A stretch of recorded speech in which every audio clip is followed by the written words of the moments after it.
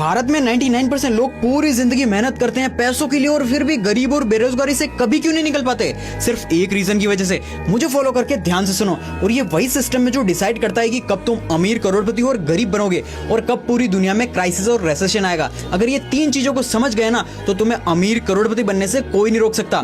पहला प्रोडक्टिविटी, दूसरा short term debt cycle और तीसरा लॉन्ग टर्म डेट साइकिल। पूरी दुनिया की इकोनॉमी सिर्फ इसी पर टिकी रहती है। सब कुछ शुरू होता है एक ट्रांजैक्शन से। जब तुम 100 रुपए की चाय या फोन खरीदते हो, तुम्हारे लिए वो खर्चा है लेकिन सामने वाले इंसान के लिए वो इनकम है। इसी तरह करोड़ों का ट्रांजैक्शन मिलाकर इकोनॉमी बनती है। और याद रखना, तुम्हारा खर्चा ही किसी और की इनकम है। अब आता है असली हीरो, क्रेडिट। क्रेडिट और मनी एक जैसे लगते हैं लेकिन सेम नहीं होते। कैश से ट्रांजैक्शन तुरंत खत्म हो जाता है लेकिन क्रेडिट फ्यूचर में पेमेंट का वादा करता है जो बाद में डेट बन जाता है। और आज की दुनिया में एक्चुअल मनी से कहीं ज्यादा क्रेडिट सिस्टम चल रहा है। पूरी दुनिया की कमाई $100 ट्रिलियन है और डेट 300 ट्रिलियन से भी ज्यादा, $200 ट्रिलियन हवा से क्रिएट हो गया।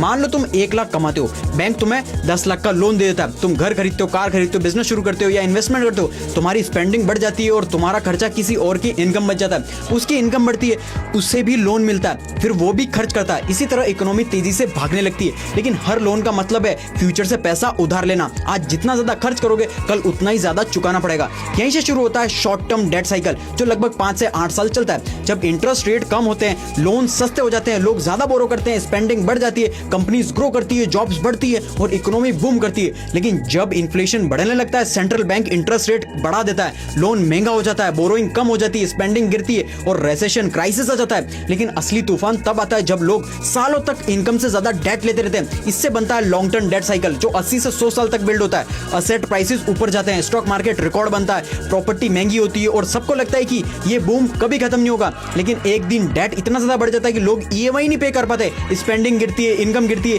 बैंक्स लोन देना बंद कर देती है, असेट बिकने लगते हैं और मार्केट क्रैश हो जाता है। 1929 crash, Japan 1989, 2008, 2020 Covid financial crisis में भी यही पैटर्न देखने को मिला था। अब सवाल आता है कि गवर्नमेंट क्या करती है? फिर सबसे पहले इंटरेस्ट रेट कम करती है। अगर उससे भी काम ना बने तो सेंट्रल बैंक नया पैसा प्रिंट करता है, साथ ही गवर्नमेंट बूस्ट देती है, टैक्सेस बदलती है, कुछ डेट रीस्ट्रक्चर होते हैं और कभी कभी वेल्थ रीडिस्ट्रीब्यूट भी होती है। अगर spending cut, date reduction, money printing और रीडिस्ट्रीब्यूशन का बैलेंस सही हो तो इसे ब्यूटीफुल डीलेवरेजिंग कहते हैं। वरना डिप्रेशन, बेरोजगारी और बर्बादी बहुत ज्यादा बढ़ सकती है। और आखिरी में सिर्फ 3 रूल्स याद रखना। पहला, कभी भी डेट को इनकम से ज्यादा तेज बढ़ने मत दो। दूसरा, इनकम को प्रोडक्टिविटी से ज्यादा तेज बढ़ने मत दो वरना ग्रोथ डिस्ट्रॉय हो जाएगी तुम्हारी। और तीसरा, अपनी स्किल, प्रोडक्टिविटी और स्किल्स को बढ़ाओ क्योंकि लॉन्ग टर्म में वही तुम्हें असली अमीर, करोड़पति बनाएगा। और अगर स्किल सीखनी है तो मुझे फॉलो करके कमेंट कर दो तुम्हारी मंथली इनकम। याद रखना, इकोनॉमी इमोशन से नहीं चलती, इकोनॉमी एक मशीन है और जो इंसान इस मशीन को समझ गया वो क्रैश से डरना नहीं, वो उस रेसेशन का यूज करके अमीर, करोड़पति बन जाता है।